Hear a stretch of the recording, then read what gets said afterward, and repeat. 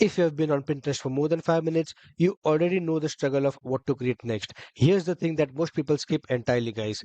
Pinterest is telling you exactly what to make. You just have to know how to listen. In this video, I'm going to show you a step-by-step system to find your best performing pins, decode what makes them work using a free tool, and then together create a brand new scroll stopping pin without hiring a designer or spending hours in Canva. So without wasting any time, let's dive right into it. The first thing we are going to do is open up Pinterest Analytics. This is free, guys. It's built right into your Pinterest business account, and it's honestly one of the most underused tools on the entire platform. Once you're in Pinterest Analytics, you'll see a bunch of different metrics on this overview page. For today's strategy, we are specifically looking at impressions. Impressions tell you how many times Pinterest is showing your pins to people, guys. So it's basically Pinterest voting with its algorithm and saying, hey, I think people want to see this, and that is pure gold, guys.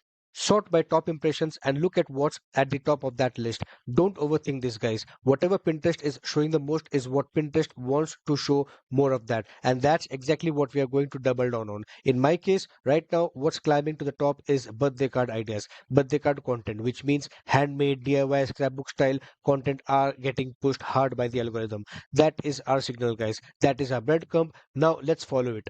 So what I'm going to do is I'm just going to do a right click on this top performing pin and then just copy this URL. And after I do that, watch what happens. And I'll head over to Pintrendo and then I'll switch to Annotation Hunter tab over here and then I'll paste the URL here.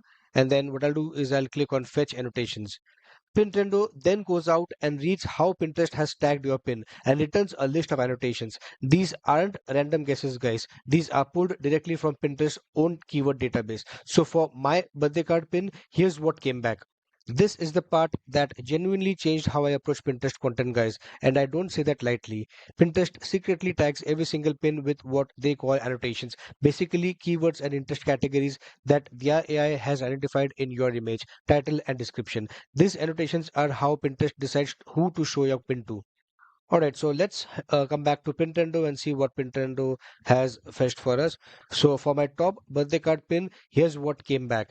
DIY handmade birthday card ideas, birthday frame card, card making birthday ideas, birthday cards handmade, scrapbooking birthday card, cards with button handmade, birthday card ideas to make, Mother's Day DIY cards, simple making birthday card ideas, and so on. So there are basically 9 annotations, which means 9 different angles Pinterest has identified in a single pin. Each one of those is a potential piece of content, guys, a potential board, a potential pin series as well. But wait, it gets even better. When you click on any of the annotations shown over here, it expands, and underneath it, Pinterest shows you 10 more related keyword ideas branching off that one topic. So from one single pin, you now have 9 top level ideas, and each of those opens up 10 more angles. That's 90 plus content idea, guys, from a pin that was already working for you. This is how you scale. Now, here's one more thing I want you to notice inside Pintrendo before we move on. Right next to each annotation, Pintrendo shows you a keyword difficulty score. This is huge, guys. It tells you how competitive that search term is on Pinterest. So you are not just chasing popular keywords, you are finding the ones where there's a real keyword opportunity and less competition. Low difficulty plus high relevance equals to your sweet spot. Those are the keywords you want to target first, especially if your account is newer or still growing. Alright, so let's do a quick sanity check. We want to confirm that these keywords actually have an audience on Pinterest or not, and then get some visual inspirations at the same time. So open Pinterest and then type one of the annotations into the search bar. For example, scrapbooking birthday card. Look at what populates. You're looking for two things, guys. Number one, are the pins showing up at all, which confirms there's an audience? Number two, what styles, layouts, and color palettes are dominating the feed? In this case, I can clearly see a pattern here. A lot of top pins are using warm earthy tones, hand lettered fonts, and layered textures. That's the visual language of this niche, guys. We are going to use that as a brief. Now let's go make a pin. So based on what showed up for our scrapbooking keyword, what we'll do is we'll download the top performing pins for that keyword. So let's take an example of this specific pin. We'll click on it and then what we'll do is download this pin. And the next step is to go back to ChatGPT and give this image to ChatGPT and ask it to analyze exactly why it works visually, and then use that analysis to generate something new in Gemini. Once you are done uploading the downloaded pin image, use this exact prompt. I'll leave it on screen, guys, so you can just screenshot this prompt. So if you look at the prompt clearly, it says that you are a Pinterest visual strategist, analyze this image and describe the color palette, typography style, layout and composition, and so on. And then it also asks to write a detailed image generation prompt, which we can paste into Gemini to generate a click-worthy pin image. ChatGPT is then going to break down exactly what's working visually in that pin, the color story, the texture, the layout, and then hand you a ready to use Gemini image prompt at the end. Copy that Gemini prompt. That's what we are going to use next. Now open Gemini. Go to gemini.google.com and start a new conversation. Paste in the image generation prompt that ChatGPT wrote for you. Gemini will then take some time to generate the image. Look at that. Gemini has created a brand new original image inspired by the visual style of your top pin, built around your new keyword, and ready to be turned into a Pinterest pin. Now, will every pin image be perfect? No. Sometimes you'll get one you love, sometimes you'll need to tweak the prompt slightly. But what you will have is a strong starting point, and it costs you nothing but a few minutes.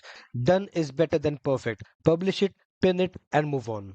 Now, I want to pause here for a second, guys, because this is the part most people get completely backwards and it's costing them months of wasted efforts. Most bloggers write the post first, they spend hours crafting it, getting the formatting right, obsessing over every sentence, and then they go make a pin for it and then they just hope it gets traffic. That's working blind, guys. I mean, ideally, you should be creating blog post first and then pins, but for few cases and scenarios, this approach that I'm showing you acts like a steroids. And unfortunately, we cannot cover all the scenarios here on this same video, but just in case you're finding hard to figure out the traffic for your blog, you can give this method a try. Just in case you want a complete audit of your profile and guidance on how to grow your traffic, I offer a one-on-one consultation and the cost is negligible. And if done right, it will easily pay back when the traffic starts converting. With that said, Pinterest takes a while for your account to warm up before you start seeing the exponential growth.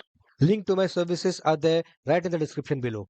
So in this case, here's the logic I use, and once it clicks, you'll never do it the old way again.